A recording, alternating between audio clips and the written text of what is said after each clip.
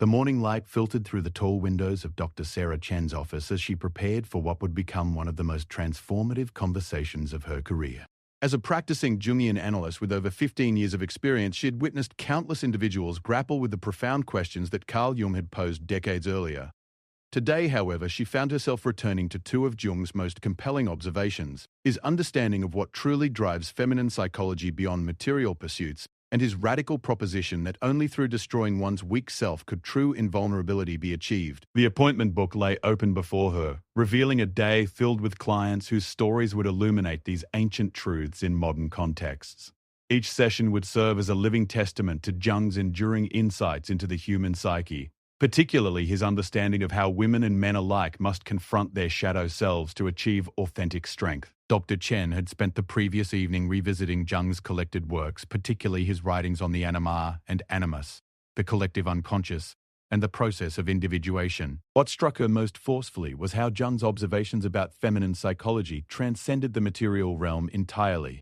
While society often reduced women's motivations to financial security or material comfort, Jung had identified something far more profound: the feminine psyche's deep connection to meaning, relationship, and psychological wholeness. The first client of the day was Elena Vasquez, a successful investment banker who had come to therapy not because of professional struggles, but because despite her substantial income and material success, she felt profoundly empty. Elena's story would prove to be a perfect illustration of Jung's insight that what matters most to women often has nothing to do with money. Elena entered the office with the practiced confidence of someone accustomed to commanding boardrooms. Yet her eyes betrayed a vulnerability that no amount of professional success could mask. She settled into the familiar chair across from Dr. Chen and began to speak about her latest promotion, the corner office, and the six-figure bonus that should have brought satisfaction, but instead left her feeling more disconnected than ever. "I have everything I thought I wanted," Elena began, her voice carrying the weight of countless similar conversations she had likely had with herself. "The salary, the respect, the recognition. But when I wake up each morning, I feel like I'm living someone else's life. There's this voice inside me that keeps asking if this is all there is." Dr. Chen recognized in Elena's words the echo of what Jung had observed about the feminine psyche's deeper needs. Jung had written extensively about how women, regardless of their professional achievements or financial status, were driven by a profound need for authentic connection, meaningful purpose, and psychological integration. This wasn't a weakness or a limitation, but rather a different organizing principle of consciousness itself.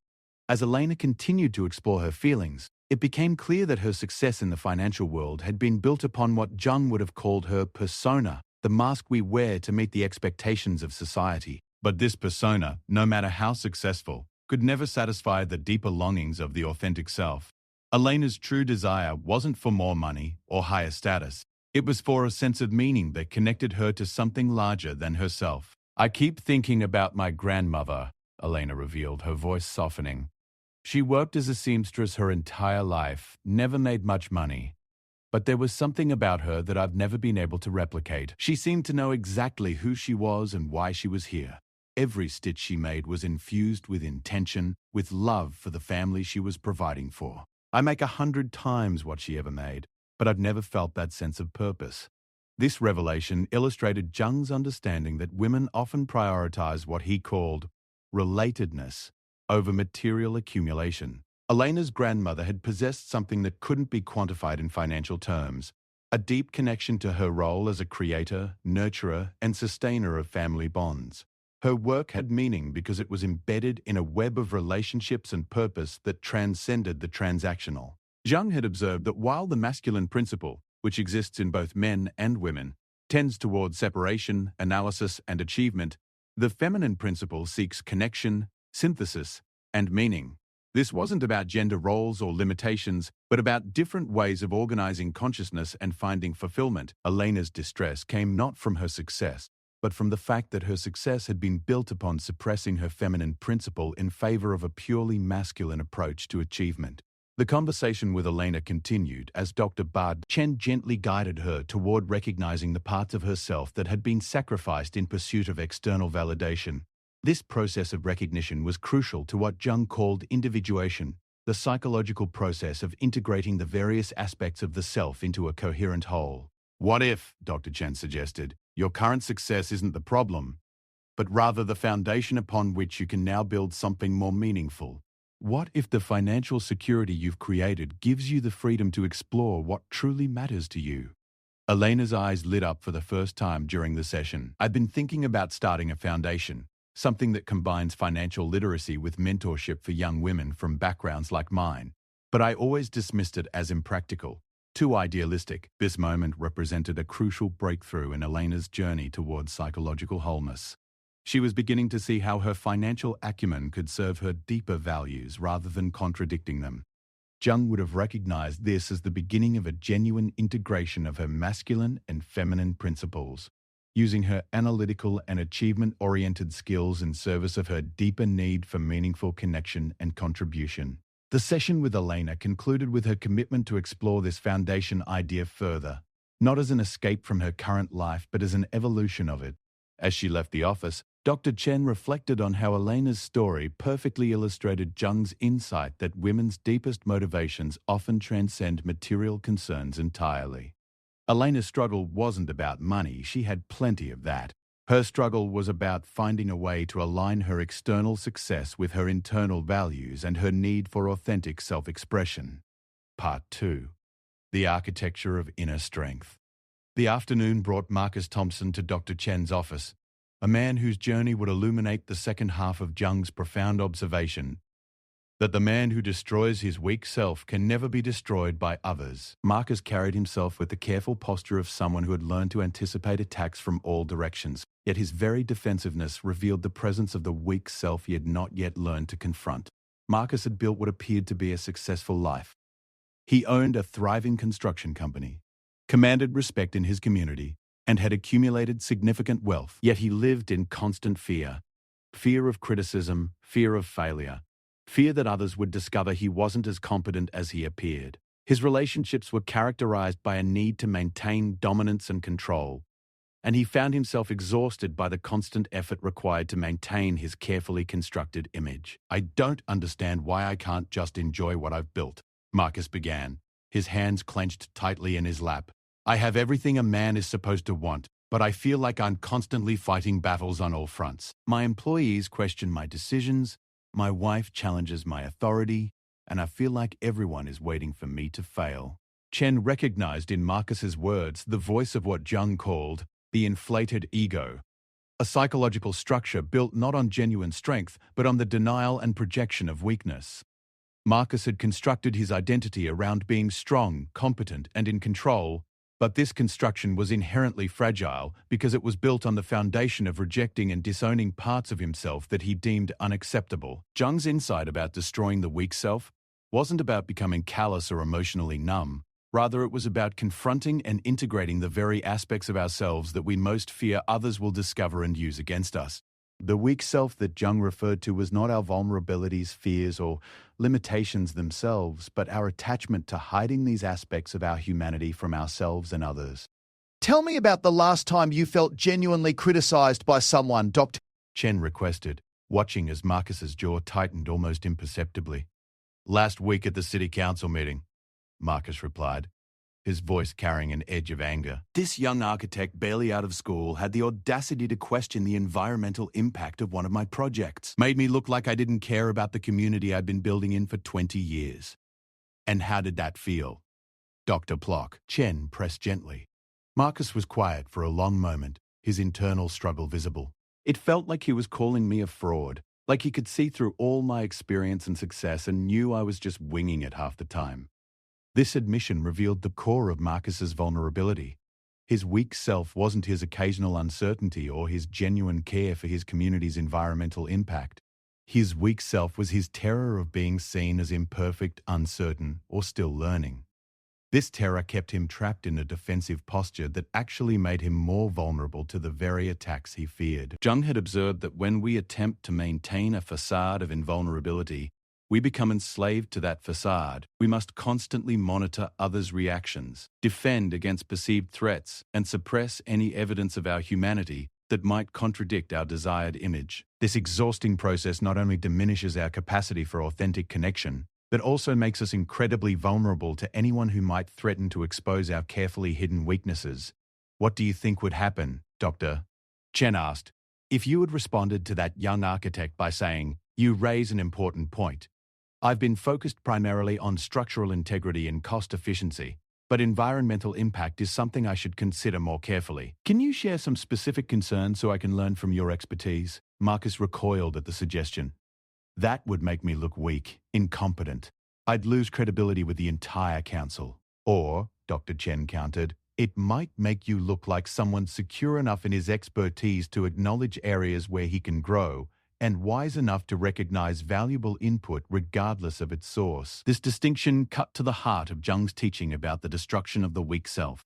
True strength comes not from pretending to have no weaknesses, but from being so secure in our fundamental worth that we can acknowledge our limitations without feeling threatened. When we achieve this integration, we become genuinely invulnerable, not because we have no weaknesses, but because we're not afraid of having them discovered. The conversation with Marcus continued as Dr. Chen helped him explore the origins of his need to maintain a perfect facade. Like many people, Marcus had learned early in life that vulnerability was dangerous. His father had been a harsh critic who responded to any sign of uncertainty or fear with ridicule. His mother had been emotionally fragile, unable to provide the safety that would have allowed him to explore his own emotional landscape without fear. As a result, Marcus had developed what psychologists call a false self, a carefully constructed persona designed to elicit approval and avoid criticism. This false self had served him well in many ways, driving him to achieve professional success and community recognition. But it had also become a prison, requiring constant maintenance and defense. The irony, Dr. Chen explained, is that your attempts to protect yourself from being hurt or criticized have actually made you more vulnerable to both. When someone challenges you now, it threatens not just a particular decision or approach, but your entire sense of identity. That's why it feels so devastating. Marcus nodded slowly, beginning to understand the psychological trap he had constructed for himself. So what's the alternative? Just let people walk all over me? The alternative is to develop what Jung called authentic strength. Strength that comes from knowing and accepting yourself so completely that external validation becomes nice to have rather than necessary for survival. When you're not invested in maintaining a perfect image, criticism becomes information rather than attack. This concept represented a fundamental shift in understanding what strength actually means. Marcus had equated strength with invulnerability, but Jung suggested that true strength comes from integration, the ability to hold both our capabilities and our limitations without needing to hide either from ourselves or others. The session with Marcus concluded with an exploration of small ways he could begin practicing this more integrated approach to strength. Rather than attempting a complete personality overhaul, Dr. Chen suggested he experiment with moments of strategic vulnerability, acknowledging uncertainty when it genuinely existed, asking for input when it would be valuable, and allowing others to see his learning process rather than only his finished competence. This feels terrifying, Marcus admitted as the session drew to a close. Of course it does, Dr. Carpet, Chen replied. You're dismantling a defensive system that has been protecting you since childhood. But remember Jung's promise. The man who destroys his weak self can never be destroyed by others.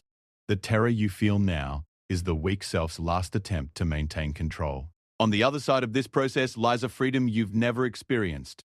Part 3. The integration of authentic power. Evening had settled over the city as Dr. Chen prepared for a final client of the day, though she found herself reflecting on how the day's sessions had woven together to illustrate the profound interconnection between Jung's two insights. Elena's search for meaning beyond material success and Marcus's journey toward authentic strength were not separate phenomena, but two aspects of the same fundamental human process, the movement towards psychological wholeness. The final client was Dr. Amara Okafor, a colleague and fellow therapist who had requested consultation about her own therapeutic journey. Amara's presence in the office represented a unique opportunity to explore how these Jungian principles manifested in someone already well-versed in psychological theory, yet still grappling with their practical application in her own life. Amara settled into the client chair with the particular discomfort of a therapist unused to being on the receiving end of therapeutic attention. A request for consultation centered around a professional dilemma that had evolved into a profound personal crisis, illustrating how Jung's insights about authentic strength and genuine values often intersect in unexpected ways. I've been offered the position of clinical director at the regional medical center, Amara began, her voice carrying both excitement and apprehension.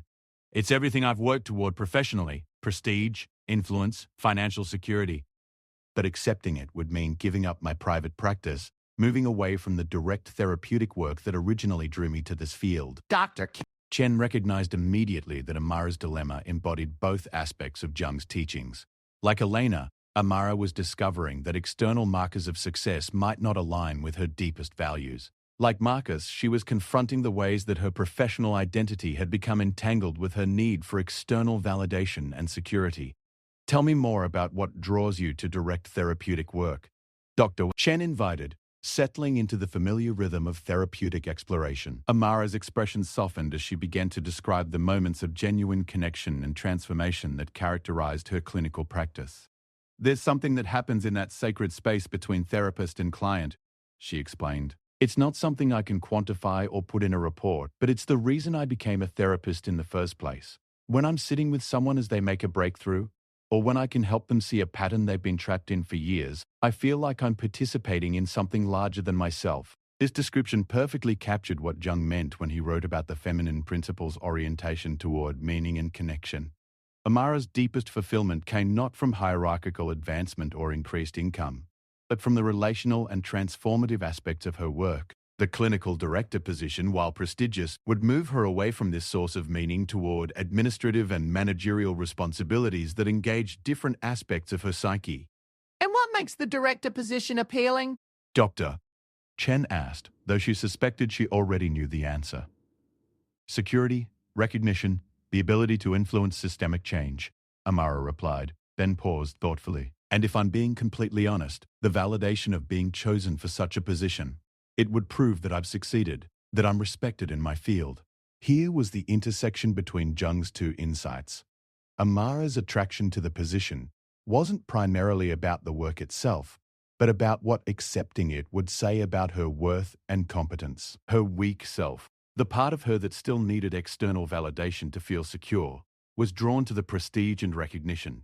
But her authentic self, the part connected to her genuine values and sources of meaning, felt hesitant about abandoning direct clinical work. Jung would have recognized this as a crucial moment in Amara's individuation process. She was being called to choose between the path that would feed her ego's need for validation and the path that would honor her authentic values. The choice required her to confront, and in Jung's terms, destroy, the weak self that equated her worth with external recognition. I keep thinking about something you said in a workshop last year, Amara continued. You quoted Jung's idea that the privilege of a lifetime is being who you are.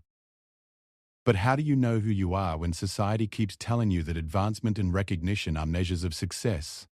This question struck at the heart of the modern dilemma that Jung's work addresses. In a culture that equates worth with external achievement, how do we maintain connection to our authentic values and sources of meaning? How do we develop the kind of inner strength that allows us to make choices based on our genuine nature rather than our need for approval? Dr. Chen leaned forward slightly, recognizing the moment for a deeper exploration. Let's do an exercise. Imagine you're at the end of your career, looking back. In one scenario, you took the director position and spent the next 20 years in administration, becoming highly respected in healthcare management. In another scenario, you remained in private practice, deepening your clinical skills and perhaps training other therapists. When you imagine these two futures, what do you notice in your body? Amara closed her eyes and took several deep breaths. After a long moment, she opened them with a look of clarity. When I imagine the administrative track, I feel proud but somehow empty. Like I'd achieved something impressive but lost touch with what originally inspired me. When I imagine staying in clinical work, I feel scared about the financial uncertainty and worried about being seen as someone who couldn't handle advancement, but I also feel alive, connected to my purpose. This somatic awareness represented a breakthrough in Amara's understanding of Jung's teachings. Her body was providing information that her mind, caught up in societal expectations and ego concerns, had been unable to access. The fear and worry she felt about remaining in clinical work were products of her weak self, the part that needed external validation and security. But the aliveness and connection she felt represented her authentic self's recognition of alignment with her genuine values. The fear you're feeling, Dr. Chen observed. What is it really about? Amara considered the question carefully. It's about being judged as someone who couldn't make it to the next level, about financial insecurity, About my parents who sacrificed so much for my education, thinking I'm wasting my potential. And if those judgments came true, if some people did think you were settling for less, or if financial challenges arose, I guess, Amara paused, working through the implications. I guess I'd have to find a way to live with their disapproval and trust that I was making the right choice for my own life and values. This was the moment Jung referred to when he wrote about destroying the weak self. Amara was recognizing that her fear of others' judgments and her need for external validation were the very things that made her vulnerable to living an inauthentic life. By accepting the possibility of disapproval and choosing her path based on her genuine values rather than others' expectations, she would achieve the kind of inner strength that couldn't be shaken by external circumstances. The conversation continued as Amara explored the practical implications of this recognition. She began to see how her expertise and passion for clinical work could be developed and shared in ways that didn't require abandoning her core practice. She could write, teach, mentor younger therapists, and contribute to the field while remaining connected to the direct therapeutic work that gave her life meaning. I think I've been operating under the assumption that I had to choose between financial security and meaningful work, Amara reflected. But maybe that's a false dilemma created by my own insecurity about not being ambitious enough. Chen nodded, recognizing how Amara was beginning to integrate Jung's insights in a deeply personal way. What if ambition isn't about climbing a predetermined ladder, but about becoming more fully who you are meant to be? This reframing represented a radical shift in how success and ambition could be understood. Rather than accepting society's definition of advancement, Amara was beginning to develop her own criteria based on authenticity, meaning, and contribution. This was exactly what Jung meant when he wrote about individuation, the process of becoming who we truly are rather than who we think we should be. As the session concluded, Amara had not yet made a final decision about the director position, but she had achieved something more valuable: clarity about her own values and the courage to prioritize them over external expectations. She was beginning to embody Jung's insight that true strength comes not from meeting others' definitions of success, but from the courage to live authentically regardless of others' opinions. The day's final conversation had illuminated how Jung's two profound observations about what matters most to the feminine psyche and about achieving invulnerable strength were ultimately aspects of the same psychological truth. Whether we are seeking meaning beyond material success or developing strength through authenticity, we are engaged in the fundamental human task of individuating, becoming who we really are rather than who we think we should be. As Dr. Chen reflected on the day's sessions while organizing her notes, she was struck by how each client's journey had illustrated different facets of Jung's enduring wisdom. Elena had discovered that her financial success, while valuable, could not satisfy her deeper need for meaningful contribution and authentic self-expression. Marcus had begun to understand that his carefully maintained facade of strength actually made him more vulnerable to the very attacks he feared. Amara had recognized that true ambition might mean having the courage to disappoint others' expectations in service of her authentic values. Each of these individuals was grappling with what Jung considered the central challenge of human psychological development: the movement from ego-driven existence toward what he called the transcendent function, the capacity to hold paradox, integrate opposites, and make choices from a place of wholeness rather than fear or compulsion. The evening light had faded completely by the time Dr. Chen finished her documentation, but she found herself energized rather than exhausted by the day's work. Each session had served as a reminder of why she had been drawn to Jungian psychology in the first place: its recognition that human beings are capable of profound transformation when they have the courage to confront their shadows, integrate their contradictions, and choose authenticity over approval. Jung's insights about feminine psychology and authentic strength weren't merely theoretical constructs or historical curiosities. They were living truths that continued to manifest in the lives of people seeking to understand themselves and live with greater integrity. Elena's search for meaning beyond money, Marcus's journey toward genuine strength, and Amara's choice to prioritize authenticity over advancement all demonstrated the ongoing relevance of Jung's vision of human psychological potential. The document that had emerged from this day's reflections, part case study, part philosophical exploration, part practical guide, represented Dr. Chen's attempt to translate Jung's profound insights into language and examples that could speak to contemporary seekers. Each story illustrated not just the problems that arise when we live inauthentically, but the possibilities that emerge when we have the courage to pursue genuine individuation. As she prepared to leave her office, Dr. Chen found herself thinking about the countless other individuals who were struggling with these same fundamental questions. How do we define success in a way that honors our authentic values? How do we develop the kind of strength that comes from self-acceptance rather than self-protection? How do we live in a way that integrates our need for security with our deeper longing for meaning and purpose? Jung's answers to these questions weren't simple or easy, but they were profound and enduring. The feminine psyche's orientation toward meaning, relationship, and integration offered a powerful alternative to purely materialistic definitions of success. The understanding that authentic strength comes from accepting rather than hiding our vulnerabilities provided a path toward genuine invulnerability. Together, these insights pointed toward a way of living that honored both our human limitations and our transcendent possibilities. The stories of Elena, Marcus, and Amara would continue to unfold beyond the confines of this single day, each of them carrying forward the seeds of transformation that had been planted through their willingness to examine their lives honestly and make choices based on their authentic values rather than their fears. Their journeys illustrated Jung's enduring promise that it is possible to live with both depth and strength, meaning and resilience, authenticity and success, but only if we have the courage to destroy the weak self that keeps us trapped in others' definitions of who we should be. In the end, Jung's insights about what matters more to women than money and about achieving indestructible strength through self-acceptance were not separate observations but aspects of a unified vision of human flourishing. They pointed toward a way of being in the world that honored both our need for security and our hunger for meaning, both our desire for connection and our requirement for autonomy, both our human vulnerabilities and our capacity for transcendent strength.